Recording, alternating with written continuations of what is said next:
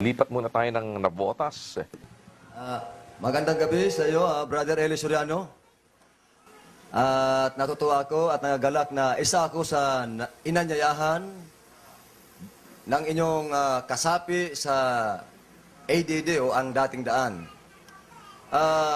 Ang ibig ko sana, Brother Soriano, kung papayagan mo, ay magkaroon ako ng konting pagsasalita. Nung may nagtatanungan dyan, may napaksa rin po kayo dyan na ang ikapo ay hindi na dapat na ipairal sa bagong tipan.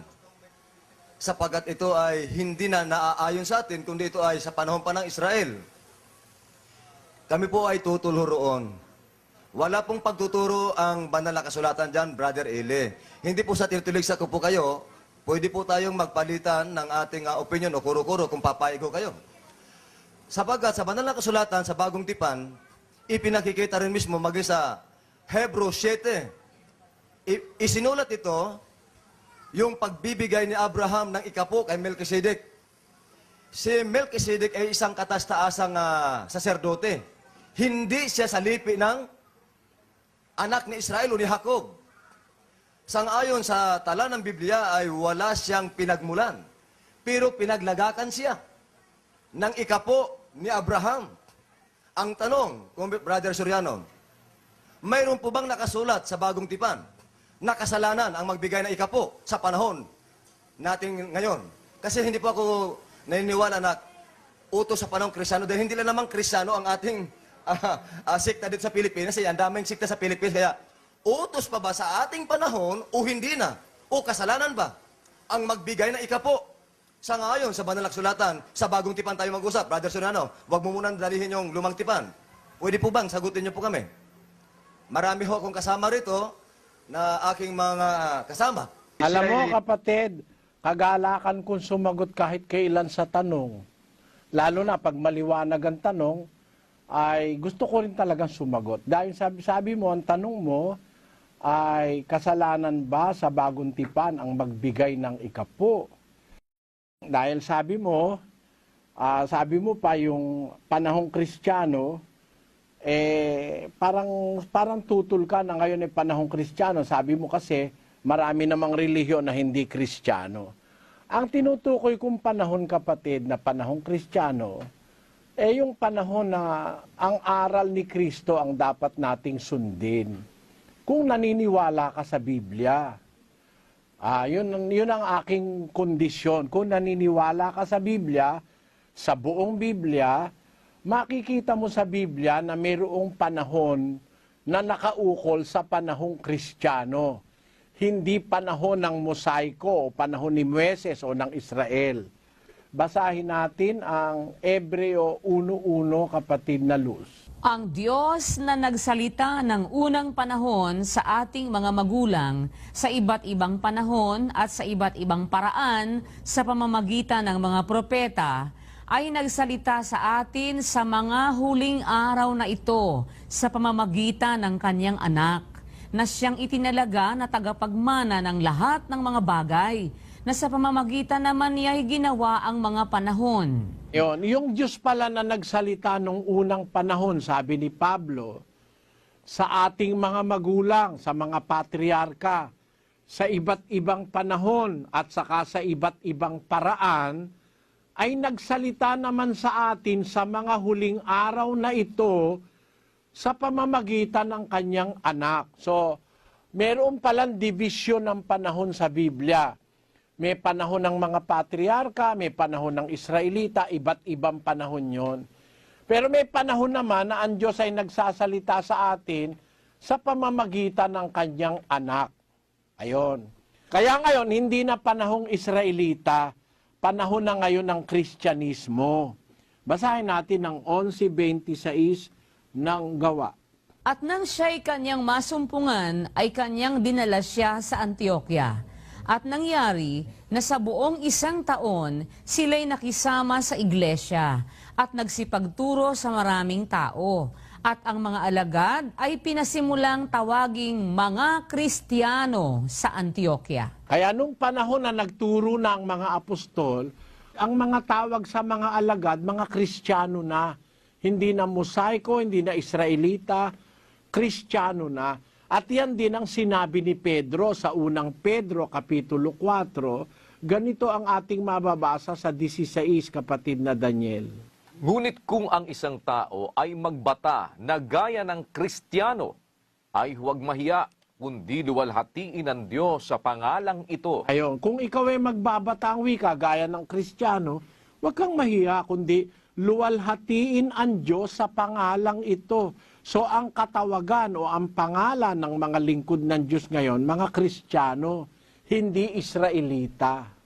Lalong-lalo na kung di ka naman taga-Israel, ay Kristiyano ngayon, hindi na Israelita, hindi na Hudyo, wala na yung importansya ng identity ng rasa. Hindi na ngayon pwedeng ipagmalaki ng mga Hudyo at hindi na rin pwedeng ipagmalaki ng Israel na sila'y over and above sa kahit kanino pa. Kagaya ng una na nagkakaroon ng distinction pag ikaw ay Israelita at Hintil.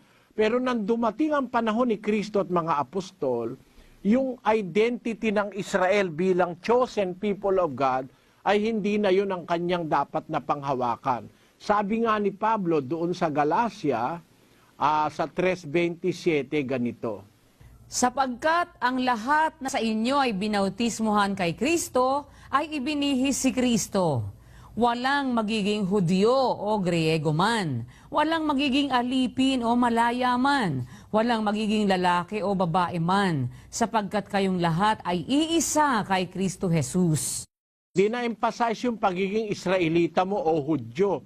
Di na-emphasize yung Grego ka o Hintil ka o alipin ka o layaman. Wala na yon. Ang lahat ng binautismohan sa inyo kay Kristo, ibinihis si Kristo. Kaya kayo Kristiyano na sabi ng mga apostol Wala nang Hudyo o Grego man, wala mang alipin o malaya man, wala nang lalaki o babae man, sapagkat kayong lahat ay iisa kay Kristo Jesus. So magkakagrado na para emphasize pa natin ngayon na para bang ang Israel nakakahigit kahit kanino, maling pananampalataya na yon. Sinabi yan ni Apostol Pedro na isang Israelita. Ang sabi ni Pedro sa 10:34 ng Gawa, ganito. At binuka ni Pedro ang kanyang bibig at sinabi, tunay ngang natatalastas ko na hindi nagtatangi ang Diyos ng mga tao, kundi sa bawat bansa, siya na may takot sa Kanya at gumagawa ng katwiran ay katanggap-tanggap sa Kanya. Yon, sa makatwid, si Pedro mismong Israelita ang nagpapatunay. Hindi na siya mas mahigit kaysa sa iba. Sabi niya, natatalastas ko ang Diyos, hindi nagtatangi ng mga tao, kundi sa bawat bansa. Kahit yan ay China, kahit yan ay Amerika, kahit ano pa, siyang may takot sa Diyos, gumagawa ng katwiran, ay kalugod-lugod sa Kanya.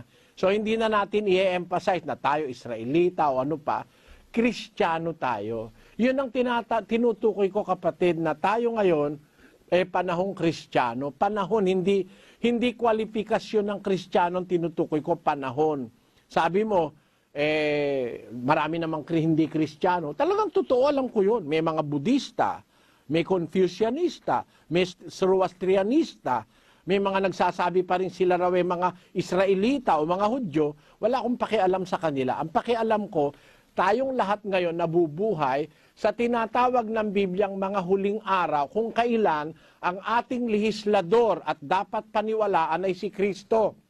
Na ang Diyos na nagsalita ng unang panahon sa iba't ibang mga panahon, sa iba't ibang paraan sa mga magulang, ay nagsalita sa atin, sabi ni Pablo, sa mga huling araw na ito sa pamagitan ng kanyang anak. Kaya kung susunod tayo kay Kristo, matatawag tayong Kristiyano.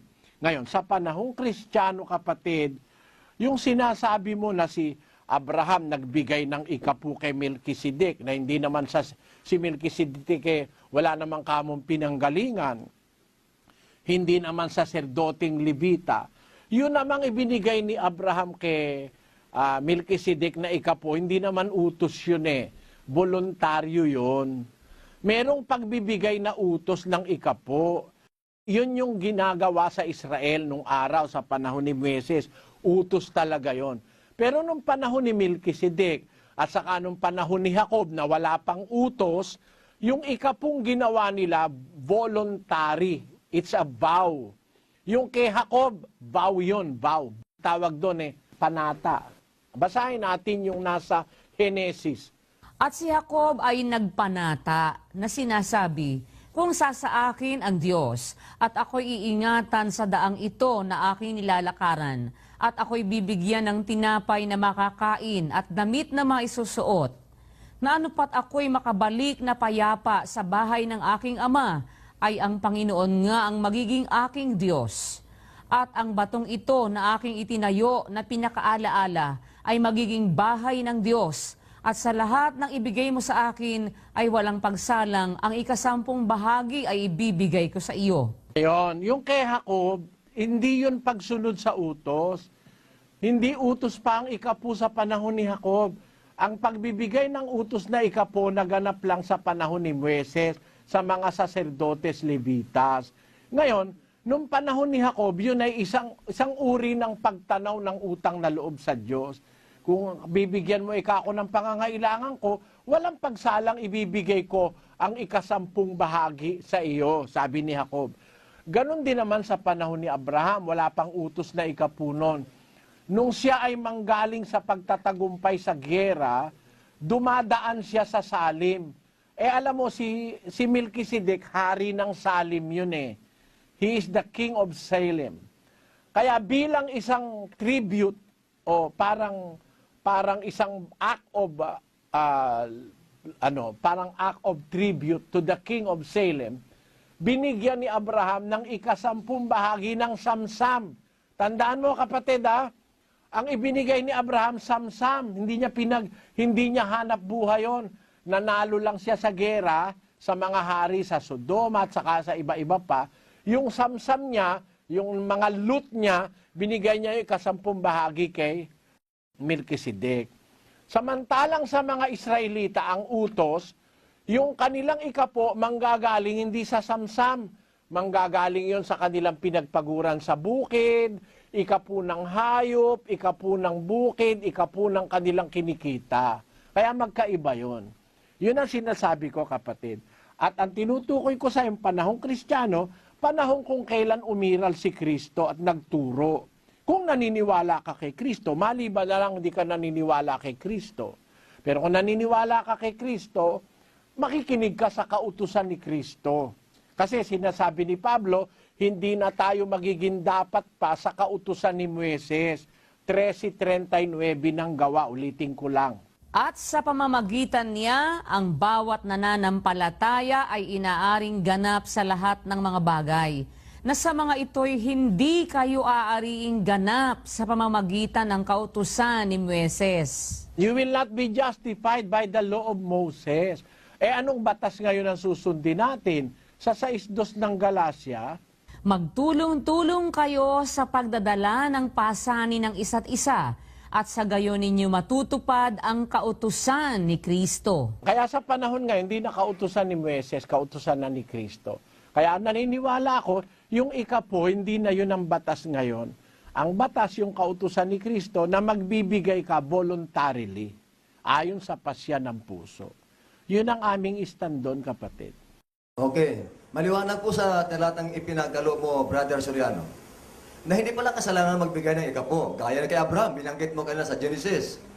Hindi siya inutosang mag-10, pero hindi siya nagkasala. Nalugod pa ang Diyos. Dumating sa punto, nagbigay ka ng example, gaya ng Israel, nagbigay ng 10. Iniutusan din ng Diyos na ang tao ay magbigay, gaya ng Malakyas 3:7 hanggang 10. Panginoon, ang Panginoon ang nag-utos doon, Brother Soriano. Ganito yon. Yung pagbibigay ng 10, utos yon sa mga Israelita. Sabi mo, nagbigay si Abraham, natuwa pa nga ang Diyos, sabi mo. Na hindi pala kasalanan magbigay ng 10. Gaya na kay Abraham, binanggit mo kanina sa Genesis. Hindi siya inutosang mag-10, pero hindi siya nagkasala. Nalugod pa ang Diyos. Hindi naman tayo, wala naman tayo sa panahon ni Abraham, kapatid. Kailangan ng time element sa pag-aaral ng katotohanan. Huwag kang bumalik sa panahon ni Abraham dahil wala tayo sa panahon ni Abraham. Nasa panahon nga tayong Kristiyano . Huwag ka rin babalik sa Israel sapagkat wala tayo sa panahong Israelita. Kasama sa dapat mong maintindihan yung time element ng katotohanan. Ang katotohanan may time element. Hindi mo pwedeng alisin yung time element, yung pangangailangan sa panahon. Basahin ko uli ha. Sana makita mo ang punto ko. Sa 1:2 ng Ebreo, kapatid na Luz. Ay nagsalita sa atin sa mga huling araw na ito sa pamamagitan ng kanyang anak. Ayan. Kahit na ang tawag mo sa kanya, Yahshua Messiah o Jesu Cristo, which is the translation from the Hebrew to the Greek. At kung sa English naman ay Jesus Christ. Kahit ano pa itawag mo kay Jesus, kung naniniwala ka kay Jesus, siya ang ating lehislador ngayon. Siya ang tagapagbigay natin ng batas. Kaya ang batas niyan susundin natin. Pagka babalik tayo kay Moises, matigas ang ulo mo lalabas. Hindi ka naniniwala kay Kristo. Ang sabi kasi ni Kristo, 28:20 ng Mateo, ganito. Naituro ninyo sa kanila na kanilang ganapin ang lahat ng mga bagay na iniutos ko sa inyo. At narito, ako'y sumasa inyong palagi hanggang sa katapusan ng mga panahon. Kung ikaw ay masunurin kay Kristo, ituro nyo sa kanila lahat ng bagay na inutos ko sa inyo. Eh ano ba yung utos niya? Isinulat ng mga apostol, 14:37 ng unang Korinto.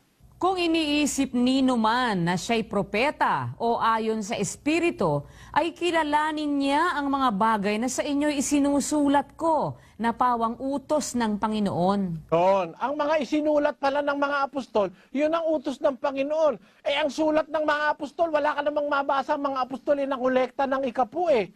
Ang sabi ng mga apostol, yung mga mag-aabuloy, magbigay ayon sa pasya ng puso. Yun ang sinulat nila, yun ang utos ni Kristo eh. 2 Korinto 9:7. Magbigay ang bawat isa ayon sa ipinasya ng kanyang puso. Ayon sa pasya ng kanyang puso, pag diniktahan mo yung miyembro mo ng ikapo, hindi na pasya ng puso nila yon. Ikaw na may pasya nun. Hindi yun pasya ng puso. Ang batas ng bagong tipan, magbigay ang bawat isa ayon sa pasya ng puso. Sino may sabi nun? Sa Panginoong Jesus. Bakit nasulat yon? Inutos ni Kristo sa mga apostol, isulat yung kanyang mga utos. At ituro. Eh kung ikaw ngayon lalagay sa lagay ko, gusto kong magturo. Ano ituturo ko? Ituro nyo sa kanilang ganapin lahat ng inutos ko sa inyo. Hindi yung utos ni Moises. Ang ituro nyo sa kanilang ganapin lahat ng inutos ko sa inyo. Eh ano ba yung utos niya sa pagbibigay? Magbigay ayon sa pasya ng puso. Yun ang utos niya eh. Di ba simple lang namang intindihan? Di naman mahirap eh. Ang utos niya, magbigay ayon sa pasya ng puso. Pag sinabi ko pa ngayon sa'yo na magbigay ka ng ikapo, marunong pa ba ako kay Kristo? Sabi niya magbigay ayon sa pasya ng puso eh. Kaya yun ang sasabihin ko. Ngayon sabi mo, mayroon ka bang mababasa ang magbigay ng ikapo, kasalanan? Mayroon po bang nakasulat sa bagong tipan na kasalanan ang magbigay ng ikapo? Hindi naman yung pagbibigay ang pinag-uusapan natin eh. Ang pinag-uusapan natin yung pagkuha. Na pastor ka, kukuha ka ng ikapo. Eh kahit ba ang ibigay ng miyembro ikalima, o kaya ang ibigay ng miyembro ikasampo, o kaya ang ibigay ng miyembro ikadalawampo, basta galing sa puso niya, wala nang usapan doon sa presyo. Wala nang usapan, hindi na magnanakaw. Hindi kagaya sa panahon ni Moises, pag binawasan mo ikapo, magnanakaw ka. Yan ngayon ang pinanghahawakan ng mga pastor na ginagawang palabigasan yung mga miyembro niya. Na pag hindi ka nagbigay na ikapo, magnanakaw ka. Eh mali yan sa panahon ito. Bakit? Kung yun ang pasya ng puso ko, yun ang sabi ng Diyos. Ba't mo ka atangang magnanakaw? Eh kung gusto ko magbigay na ikadalawampo, pakialam mo. Eh kasi nasabi ni Kristo magbigay ayon sa pasya ng puso. O ngayon, sasabihin mo ba ngayon sa akin na may kasalanan ako? Wala naman akong kasalanan, tinuturo ko lang yung batas ni Kristo di ba? Ngayon, ang may kasalanan yung pastor na ipinipilit pa yung ikapo. Pero yung miyembro nagbigay, kahit ikalima lang pwede Kahit ikapito lang kahit ikasampu lang O kahit ikadalawampu, pwede pa rin kahit nga ikalimampu, kung gusto niya ibigay, bigay niya Tingnan mo ito. Ito, hindi ikapu ito Pakinggan mo, sa isang talata ng Marcos Kapitulo 12, kapatid. At umupo siya sa tapat ng kabangyaman at minasdan kung paanong inihuhulog ng karamihan ang salapi sa kabangyaman at maraming mayayaman ang nangaghuhulog ng marami. At lumapit ang isang babaeng bao at siya'y naghulog ng 2 lepta na ang halagay halos 1 beles. At pinalapit niya sa kanya ang kanyang mga alagad at sinabi sa kanila, "Katotohanang sinasabi ko sa inyo, ang dukhang baong babaeng ito ay naghulog ng higit kaysa lahat ng nangaghuhulog sa kabangyaman.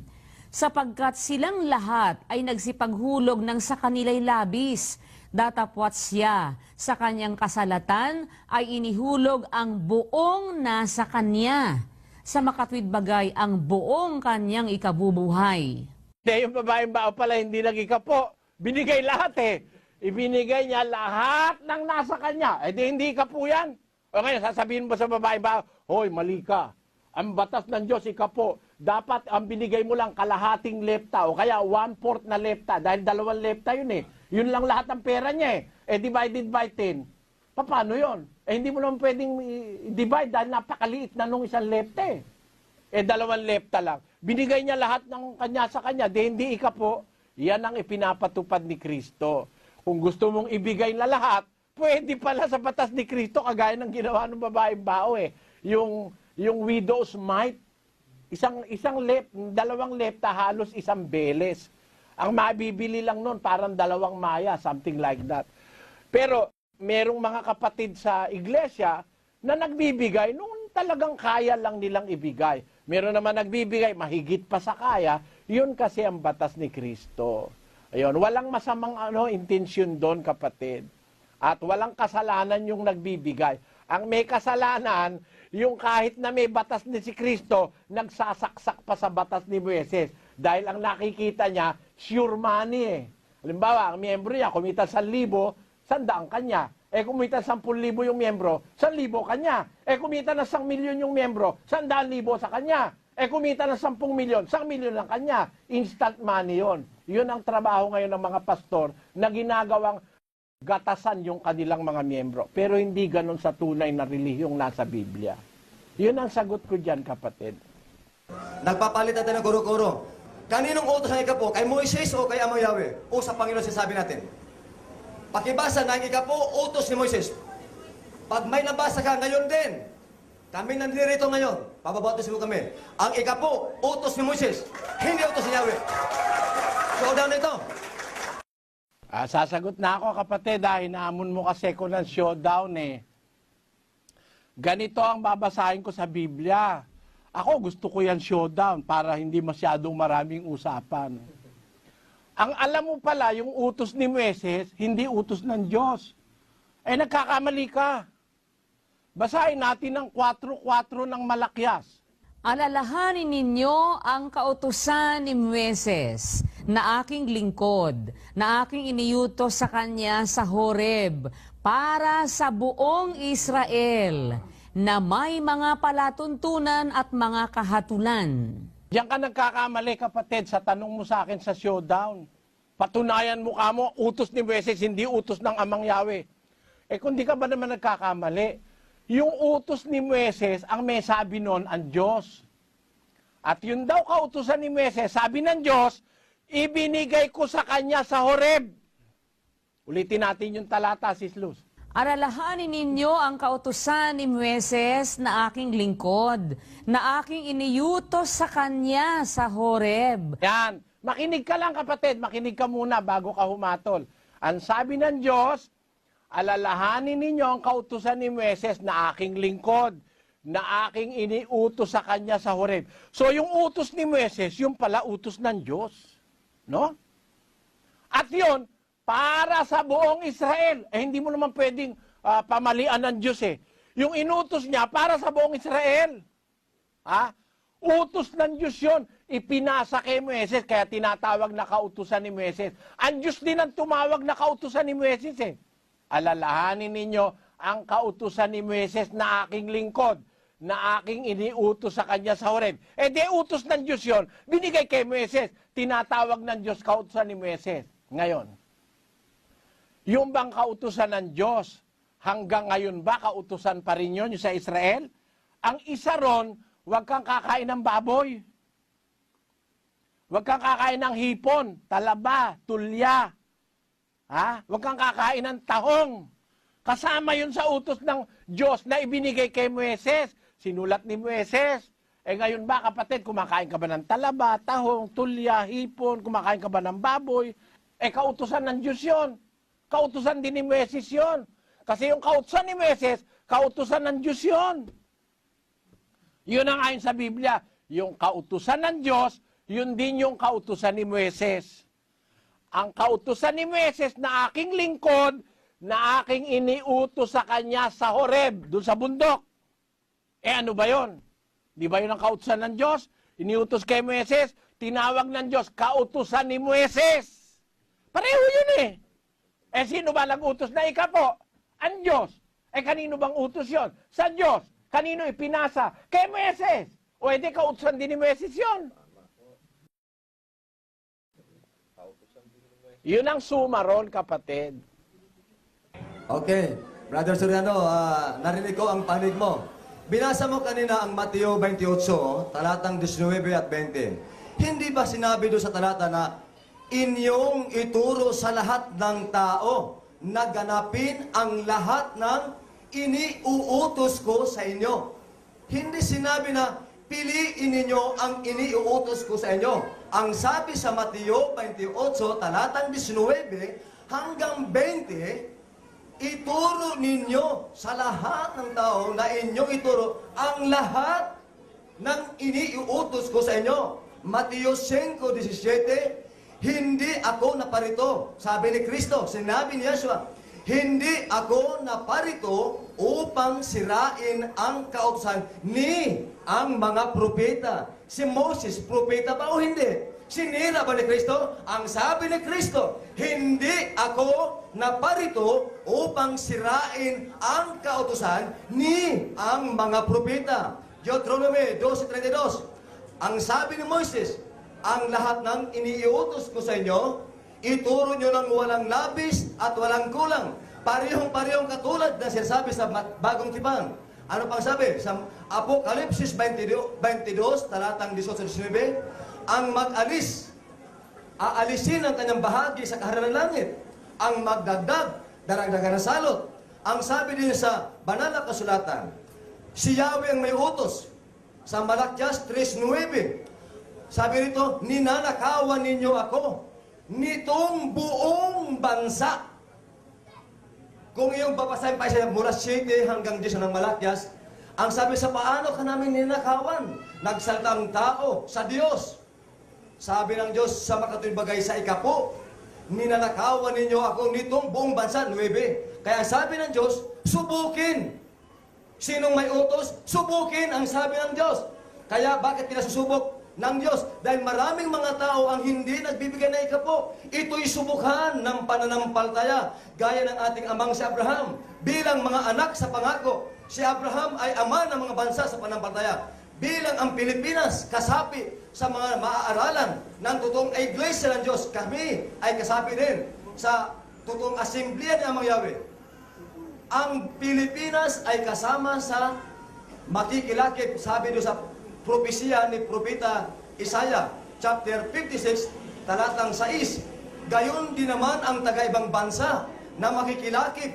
Saan? Sa Israel. Episo 2, ang talata, bagong tipan ho ito. Episo 2, ang talata ay 12 hanggang 13. Noong unang panahon, kasamang Pilipinas, mga hindi kabilang sa bansang Israel, mga walang pag-asa. Ngunit ngayon, nang dumating si Kristo, dumating si Yeshua, tutol ba si Yeshua o si Kristo na magbigay ng ikapo? Walang itinuturo ang apostol, wala rin itinuturo ang Kristo.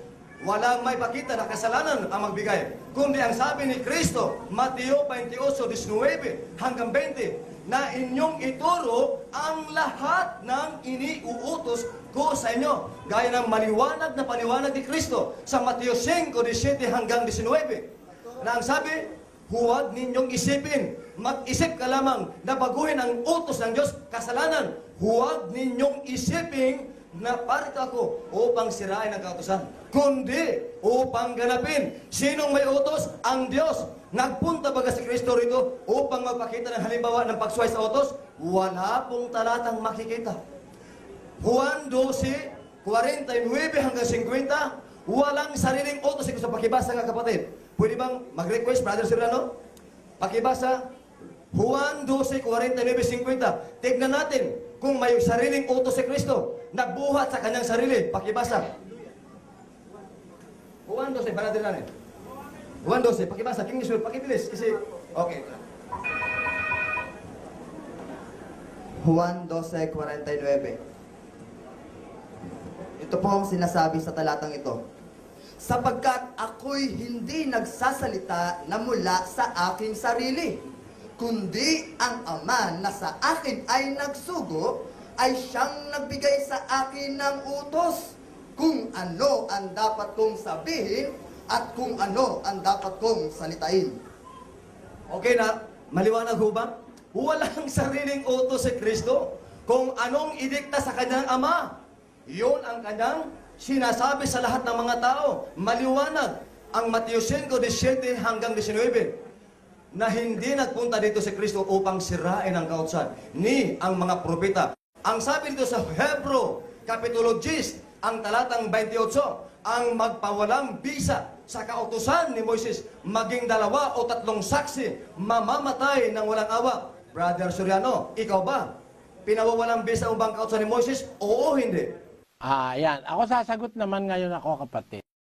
Mabuti naman tong ganito, palitan ng ano no? Ang magpawalang bisa sa kautusan ni Moises sa harap ng 2 o 3 saksi, mamamatay na walang awa. Yun ang nasa 10:28 ng Ebreo. Tuloy natin sa 29.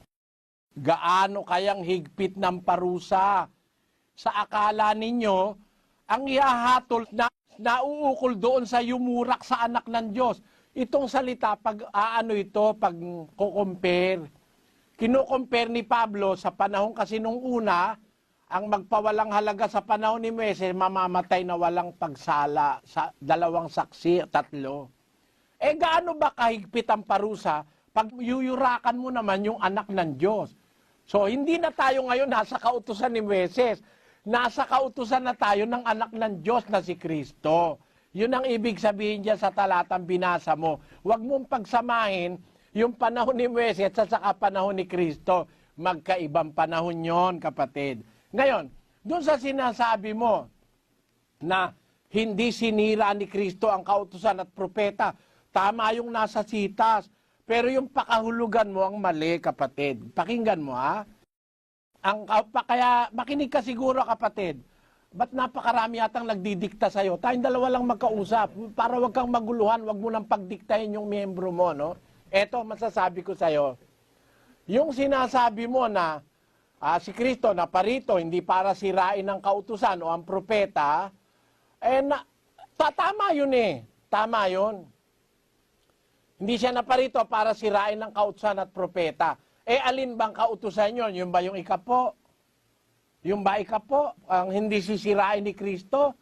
Yung ba ang kanyang kautusan hindi sisirain? Aling kautusan ang hindi niya sisirain? Pakinggan natin si Juan, sa 5:17 ng Juan. Datapwat sinagot sila ni Jesus, hanggang ngayoy gumagawa ang aking Ama at ako'y gumagawa.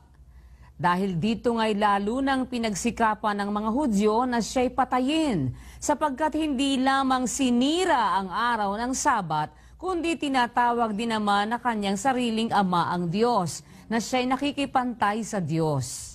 Si Kristo pala, sinira niya yung pangingili ng Sabat. Hindi siya nangili ng Sabat. Pati mga apostol nga, hindi nangili ng Sabat eh. 12:1 ng Mateo. Nang panahong yaon ay naglalakad si Jesus ng araw ng Sabat sa mga bukiran ng trigo. At nangagutom ang kanyang mga alagad at nagpasimulang magsikitil ng mga uhay at magsikain. Datapwat pagkakita nito ng mga Fariseyo ay sinabi nila sa kanya, "Tingnan mo, ginagawa ng mga alagad mo ang hindi matuwid na gawin sa Sabat." Maliwanag na si Kristo at mga apostol, hindi sila sumusunod sa Sabat ng mga Hudyo. Hindi sila sumusunod sa utos na yon ni Moises na binigay ng Diyos sa Horeb na ipangingilin yung Sabat, magpapahinga sa trabaho. Sila naglalakad sa araw ng Sabat, nung magutom, nagsikain. Pinupuna nga sila ng mga tagapagtanggol ng kautusan ni Moises yung mga eskribas at pariseo Gumagawa kayo ng mga alagad mo nang hindi marapat sa araw ng Sabat, sabi ng mga eskribas at pariseo. Kasi hindi nga sinunod ni Kristo yung batas ukol sa pangingili ng Sabat. Ngayon, alin yung kautusan na hindi sisirain ni Kristo? Yung ba yung 10 utos?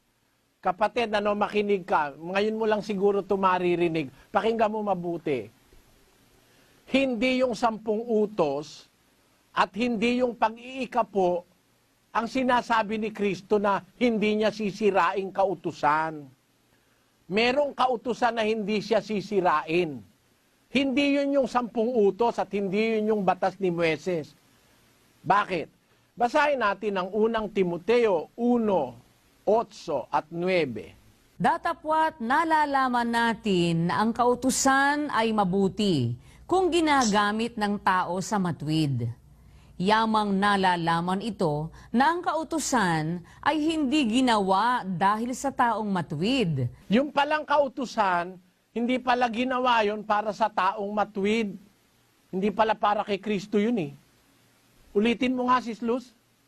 Yamang nalalaman ito na ang kautusan ay hindi ginawa dahil sa taong matuwid, kundi sa mga walang kautusan at manggugulo, dahil sa masasama at mga makasalanan, dahil sa mga di banal at mapaglapastangan, dahil sa nagsisipatay sa ama at sa nagsisipatay sa ina, dahil sa mga mamamatay tao.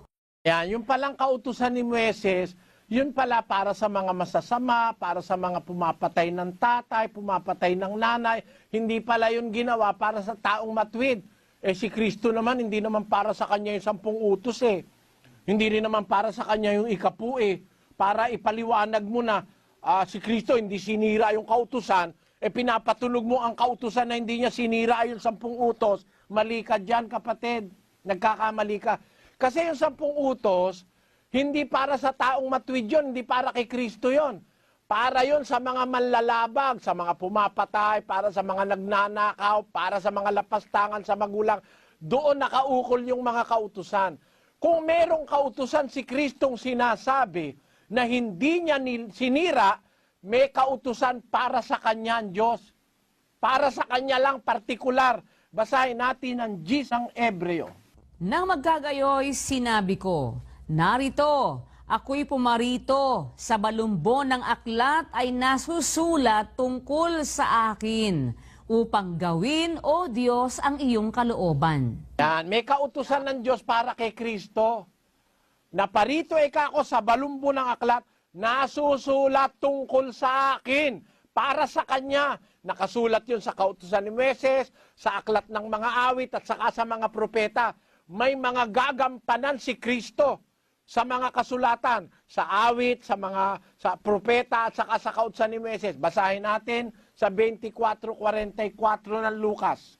At sinabi niya sa kanila, ito ang aking mga salitang sinabi ko sa inyo, nang ako'y sumasa inyo pa, na kinakailangang matupad ang lahat ng mga bagay na nangasusulat tungkol sa akin sa kautusan ni Moises at sa mga propeta at sa mga awit. Ayon, dapat matupad lahat ang mga bagay na nasusulat tungkol sa akin sa kautusan ni Moises, sa mga propeta at sa mga awit. Kaya nga si Kristo tinuli ng 8 araw Kasi nakasama sa batas yun na ang lalaking Israelita, panganay, tutuliin ng 8 araw.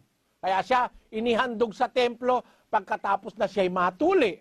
Naganap lahat sa kanya yung mga sinasabi ng kautusan ni Moises at saka sa mga propeta at saka sa mga awit. Pati sa awit may nakasulat kay Kristo Naganap niya lahat yon. Yun ang sinasabi niyang hindi niya sisirain ang mga bagay na nasusulat tungkol sa kanya sa aklat ng awit, sa mga propeta at saka sa kautusan ni Moises. Yun ang hindi niya sisirain. Pero yung Sabat, sinira niya Kasi hindi naman para sa taong matuwid. Lahat ng mga kautusang sinasabi, huwag kang papatay, huwag kang mangangalunya, huwag kang magnanakaw, huwag kang sasaksi sa di katotohanan. Sabi ni Pablo, ang kautusan hindi ginawa para sa taong matwid. Hindi ginawa ang kautusan para kay Kristo. Yung kautusang 10 utos para sa taong makasalanan yan. Para sa taong mga kasalanan sa Israel nung una. Yung mga batas ni Moises, para sa taong makasalanan yan. Lahat ng batas ni Moises.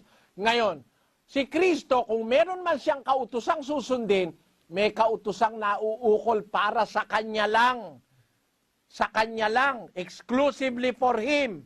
Sa kautusan ni Moises, sa mga awit, at saka sa mga propeta. Pero para pasundin mo si Kristo sa 10 utos at sa 10, maling pakahulugan sa Biblia yon, kapatid. Ngayon, sabi mo kanina, ninanakawan ng tao ang Diyos ng buong bansa. Ninanakawan ninyo ako nitong buong bansa. Israel yung bansa na yun, hindi naman lahat ng mga bansa yun kapatid. Ka naman, tinatakot mo pati Pilipino dun Yung buong bansa yun, Israel lang yun.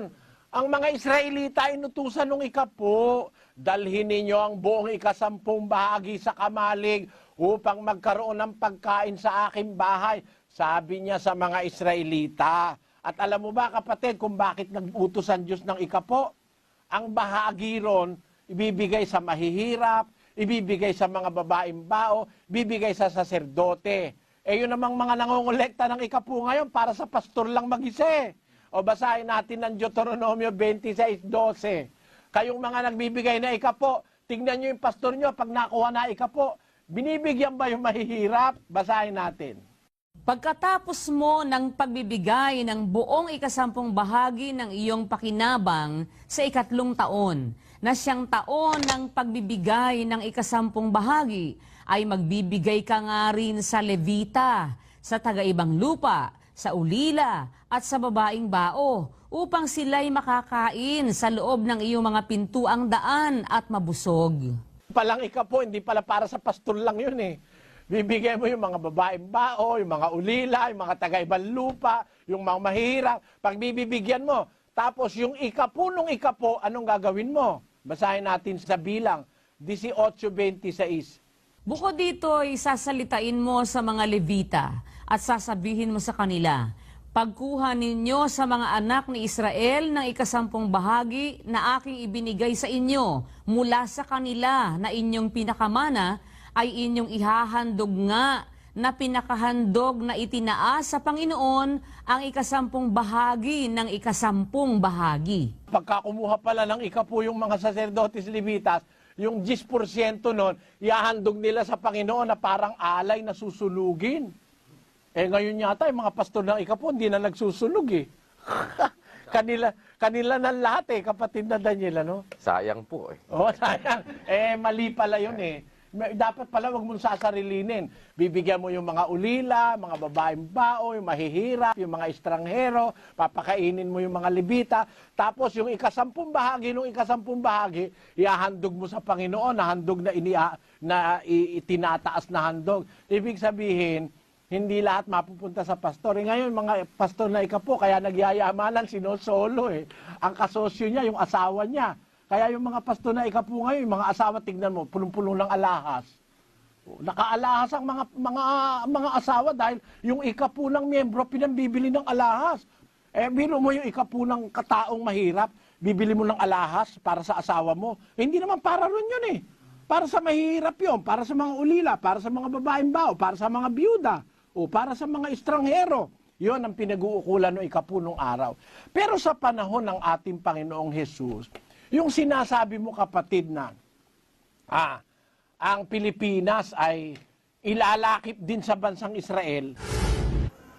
Ang Pilipinas ay kasama sa makikilakip. Wala namang batayan sa Biblia yun Tayo ngayon nakalakip saan? Kay Kristo. Doon tayo maiipon, hindi na sa Israel. Hindi na, huwag mo ipilit yung Israel, kay Kristo tayo. Iipunin niya tayong lahat kay Kristo. Basahin natin sa 1 talata ng Epeso. Ganito ang ating mababasa. Titipunin tayong lahat kay Kristo, hindi diyan sa Israel. Dahil yun ngang identity ng Israel, kay Kristo, wala ng Hudyo, wala ng Grego, wala ng Laya, wala ng Alipin. Tayong lahat ay iisa kay Kristo. At kay Kristo tayong lahat maiipon. Yun ang sinasabi ni Pablo. Pakilagay mo, Sa pagiging katiwala sa kaganapan ng mga panahon upang tipunin ang lahat ng mga bagay kay Kristo, ang mga bagay na nangasa sa kalangitan at ang mga bagay na nangasa ibabaw ng lupa, sa Kanya sinasabi ko.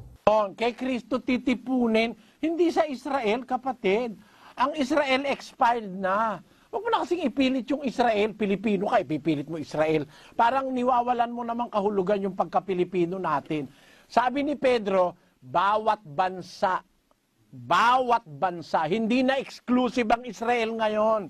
Bawat bansa, siya na may takot sa Kanya, gumagawa ng katwiran, kalugod-lugod sa Kanya. Ngayon, ang sabi ni Kristo sa Mateo 28, pinagkamalian mo yung kapatid eh. Sabi ni Kristo, ituro nyo sa kanilang ganapin lahat ng inuutos ko sa inyo. Lahat ng utos ni Kristo, hindi lahat ng utos ni Moises. Eh kasi kung ganun ang pakahulugan mo, ituro mo sa miyembro mo ngayon, bawal kumain ng baboy. Ha? Bawal kumain ng tahong.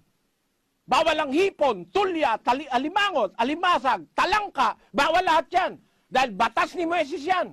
Kung ang implikasyon mo, ituturo mo lahat ng kautusan, abay, bawal kang kumain ng mga baboy ngayon.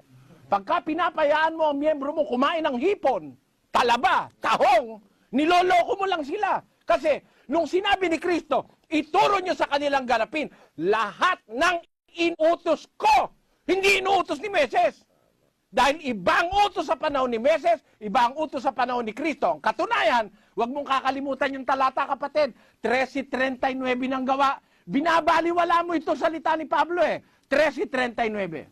At sa pamamagitan niya, ang bawat nananampalataya ay inaaring ganap sa lahat ng mga bagay, na sa mga ito'y hindi kayo aariing ganap sa pamamagitan ng kautusan ni Moises. Kita mo, hindi ka naaariing ganap sa panahong Kristiyano sa pamamagitan ng kautusan ni Moises. Nilalabanan mo ba si San Pablo? O lapastangan ka ba kay Kristo? Ang sabi ni Kristo, makinig tayo sa kanyang mga apostol. Sabi ni Pablo, hindi na kayo aariing ganap sa pamamagitan ng kautusan ni Moises. At bahagi ng kautusan ni Moises, ang pagbibigay ng ikapo, binigay sa kanya ng Diyos yun eh. Ang kautusan ni Moises, galing sa Diyos. Sabi ng Diyos, alalahanin ninyo ang kautusan ni Moises na aking lingkod, na aking iniutos sa kanya sa Horeb, sa bundok. Yung Horeb, Ebreo yun eh. Ang kahulugan ng Horeb, bundok. Yung kautusan ni Moises na aking iniutos sa kanya sa Horeb, para sa buong Israel. Eh, Pilipino ka naman eh, kapatid, di ka naman Israelita. Kaya pwede kang kumain ng baboy. Oh, hindi ka naman Israelita eh. Kaya, yung kautusan ni Moises, para sa Israel yon. Ang para sa buong mundo ngayon, yung kautusan ni Kristo. Gawin yung alagad ang lahat ng bansa, bautismoan nyo sila sa pangalan ng Ama, ng Anak, ng Espiritu Santo, ituro nyo sa kanilang ganapin lahat ng mga bagay na iniutos ko. Utos niya, hindi utos ni Moises. Kasi sabi ni Pablo, hindi na nga tayo aariing ganap sa kautosang itinuro sa panahon ni Moises. Ayun, kapatid. Kung ikaw naniniwala kay Kristo at mga apostol, hindi ka babalik sa Israel.